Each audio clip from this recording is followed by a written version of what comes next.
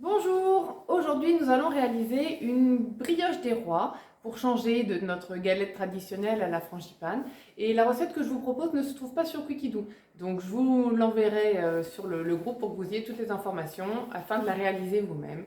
Et l'avantage de cette recette, c'est qu'elle vous permettra, pardon, de ne pas réaliser une, mais deux brioches. Alors, pour ça, c'est facile, hein, on va sur notre Thermomix, que ce soit du TM31, du TM5 ou du TM6, tout le monde va pouvoir s'amuser à la réaliser. On va sélectionner la balance. Voilà, il nous faut donc 200 g de lait.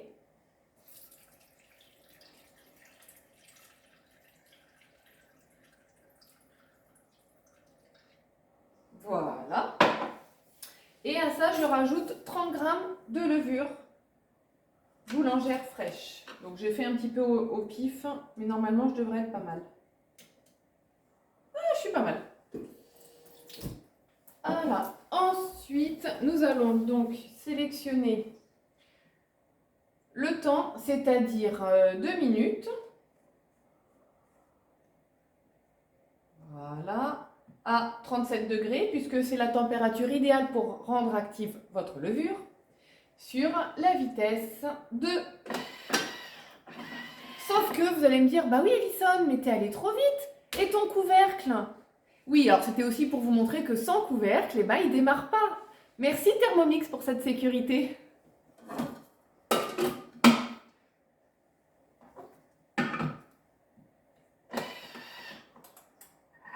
C'est parti! Ça y est, c'est prêt. Alors, on va rajouter la suite de nos ingrédients. Donc on retourne sur notre balance.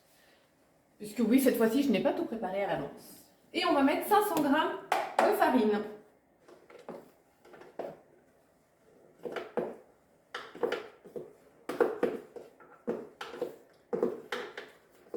Voilà. Hop là. On va rajouter une cuillère à café de sel.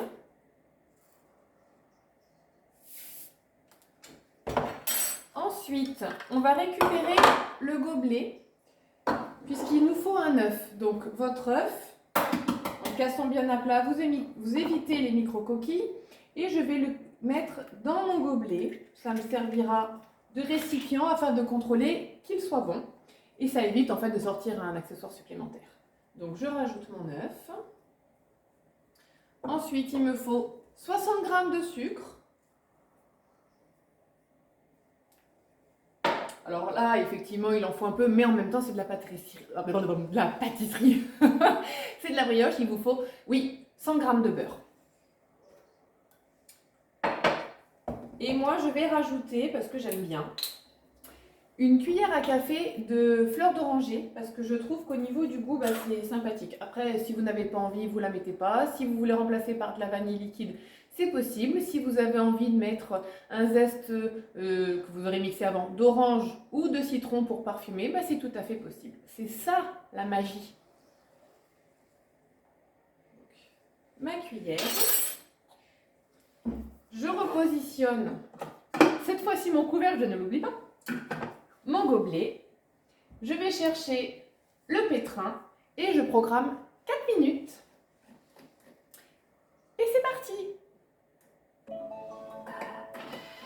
Ça y est, le pétrissage est terminé, donc maintenant nous allons transvaser notre pâte. Je vous montre le résultat. Alors, elle est pas belle? Donc, j'ai pris un saladier que j'ai fariné légèrement. Je retourne mon bol au-dessus du saladier et je tourne la partie des lames de gauche à droite afin de faire descendre la pâte. Voilà.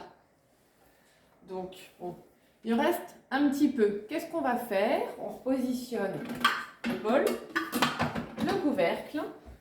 On va chercher dans les fonctions le turbo. Et là, on lance le turbo. Une seconde. Enfin, comme ça, c'est mieux. Pourquoi? Pour pouvoir récupérer la pâte, puisque là, elle a été expulsée sur la paroi. Donc, à l'aide de ma spatule, vous voyez, c'est parti sur les parois. Je vais donc pouvoir récupérer ma pâte Et mine de rien, on en récupère pas mal. Voilà. Donc la spatule du TM6 est plus souple, je reconnais, contrairement aux spatules précédentes. Donc si vous voulez utiliser une Maryse, il ne faut pas vous gêner. Ou si vous voulez me commander la spatule du TM6, il ne faut pas vous gêner non plus. Donc voilà, ma pâte est dans le saladier. Je vais former une boule. Le trop-plein de farine que j'avais mis de côté, je saupoudre par-dessus. Et je roule ma boule afin d'éviter qu'elle ne colle. Et maintenant, on va la laisser lever pendant 45 minutes. Ça y est, la pâte a reposé. Donc vous voyez, elle a bien pris en volume. On va la séparer en deux puisqu'on va donc réaliser nos deux brioches. Donc voilà. Hop, une sur chaque plaque. Et là, on va façonner une belle brioche et il va falloir évidemment faire un trou au centre. Donc voilà, vous faites un joli boudin de chaque côté, de part et d'autre de votre cercle. Et une petite astuce, vous pouvez prendre un ramequin, je me décale parce que blanc sur fond blanc on ne voit pas forcément. Et donc je vais le mettre à l'intérieur, voilà, de la couronne pour garantir l'ouverture. Il faut juste, voilà, qu'elle ne se prenne pas dedans. Et après, vous faites votre joli boudin et vous recommencez pour la deuxième. Donc maintenant que j'ai préparé mes deux couronnes, j'ai prévu les fèves. Donc je vais les dissimuler. Donc pour ça, on va passer sous la pâte. Donc, hop, on en dissimule à l'intérieur. On referme bien pour pas qu'elle se sauve. Alors on pourrait en mettre qu'une, hein, ou pas du tout. Bon, comme il y a des enfants dans cette maison, on va jouer. Il y a des adultes aussi, on peut jouer quand même. Hein.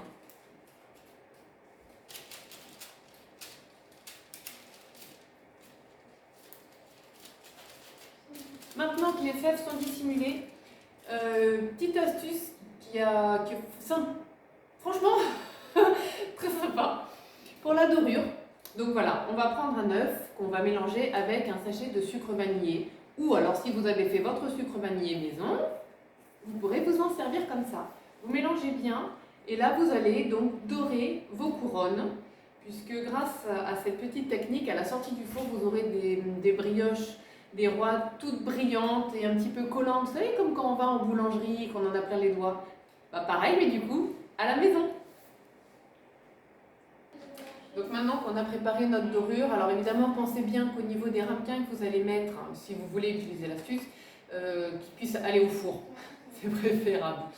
Après, vous pouvez tout à fait les laisser nature ou garnir avec quelques petits fruits confits à l'intérieur ou même juste au pourtour sur la pâte, mais également du sucre en grains. Donc, je vais le faire que sur une.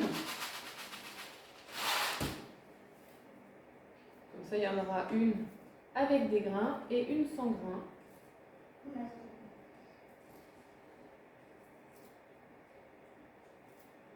Voilà. C'est pas la peine d'en mettre plein. On va pouvoir la garnir après. Donc maintenant que nos couronnes sont prêtes, on va les enfourner dans un four froid pendant 1 heure. Et à la fin de cette heure de pause, vous allez programmer votre four à 180 degrés avec les brioches à l'intérieur. Donc pendant que la température va monter, les brioches vont commencer à cuire en même temps. Et partez sur un laps de temps d'entre 20 et 25 minutes de cuisson en faisant bien attention à la coloration. Et il n'y a plus qu'à sortir et à trouver la fève. Bon appétit!